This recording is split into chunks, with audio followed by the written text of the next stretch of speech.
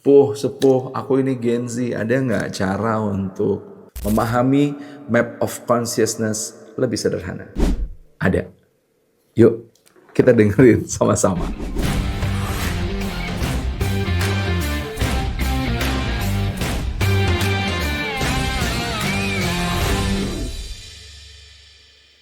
Bayangkan ada dua sahabat, namanya Rina sama Andi. Keduanya ini baru mulai kerja di sebuah startup. Rina ini tipikal yang realistis-realistis aja. Dia nggak suka mikir tinggi-tinggi, fokus pada penyelesaian kerja, terus lagi yang penting dia bisa jaga hubungan baik aja dengan rekan kerja. Sementara Andi punya ambisi yang tinggi. Wah, dia pengen cepet naik jabatan dan pengen banget diakui prestasinya.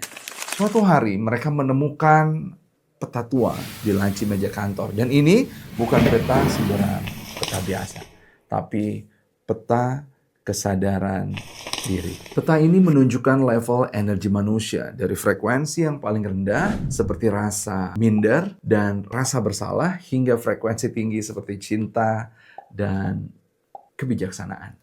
Rina awalnya skeptis ngelihat peta kesadaran tersebut karena kan dia biasanya suka sama yang realistis aja lah. Akhirnya dia juga coba memetakan dirinya. Singkat cerita ia menemukan dirinya itu banyak banget berada di level fear. Karena ia tuh sebenarnya pengen ngambil resiko tapi takut keluar dari zona nyaman. Sekaligus dia juga sering kali menyadari terjebak di level keinginan, obsesi yang melekat, terutama ketika membandingkan dirinya dengan rekan kerja lain yang lebih cepat naik jabatan. Andi, wah kalau Andi sih ngelihat peta itu langsung memetakan dirinya, dia langsung tahu level dirinya ada di pride. Karena dia punya kemampuan di atas rata-rata. Tapi dia kemudian juga tersadar, seringkali dirinya terjatuh ke level anger, marah, saat idenya ditolak lah, atau saat ia merasa diremehkan. Peta ini kemudian membuka mata Rina dan Andi. Mereka menyadari energi dan emosi yang mereka pancarkan memengaruhi kinerja dan interaksi mereka di kantor. Guys, ketika memetakan itu Rina kemudian belajar memahami dan mengelola rasa, ekspektasi, hasrat, dan obsesi. Terus kemudian dia berpikir daripada aku fokus pada persaingan, ia belajar fokus pada pengembangan diri dan merayakan pencapaian-pencapaian kecilnya. Dia juga kemudian belajar untuk meningkatkan level keberaniannya. Ia semakin berani kemudian menyampaikan ide, pendapatnya, dan berusaha untuk terbuka juga menerima feedback, bahkan kritik. Andi setelah memetakan dirinya lewat peta kesadaran tadi, dia belajar untuk menjinakkan ego dan ngejar-ngejar pride dan juga validasi dari orang lain.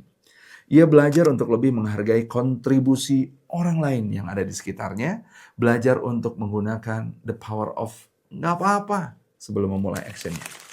You know right? The power of nggak apa-apa. Tuhan, kalau gue dapet, alhamdulillah. Kalau nggak dapet, nggak apa-apa. Tuhan, kalau gue proyeknya beres dan sesuai dengan ekspektasi, alhamdulillah. Kalau enggak, yang penting gue udah jalan, enggak juga, nggak apa-apa. Kalau finally proposalnya Tuhan ini kemudian diterima, alhamdulillah. Nggak diterima, nggak apa-apa.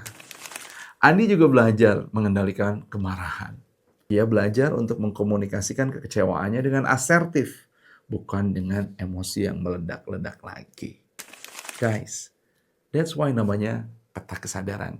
Dia tahu posisinya di mana, dia tahu resikonya apa kalau terus-terusan ada di level energi tersebut, maka perlahan-lahan tapi pasti mereka berdua naikin energinya based on peta kesadaran tadi. Rina semakin percaya diri dan dihargai karena kontribusinya. Andi dengan egonya, dia malah bisa lebih mengontrol diri dan mengontrol orang lain. Justru egonya jadi membuat dia semakin dihormati dan dipercaya untuk memimpin.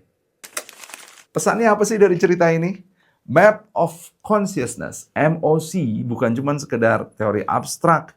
Ia adalah alat bantu yang bisa memahami diri kita sendiri, mengelola emosi kita, dan juga meningkatkan kualitas hidup, termasuk di dunia kerja yang banyak dinamikanya. high class response, jadi jauh lebih bisa tereksekusi dengan map of consciousness ini. So guys, apakah kamu udah siap untuk jujur, sadar, ada di mana level kesadaranmu?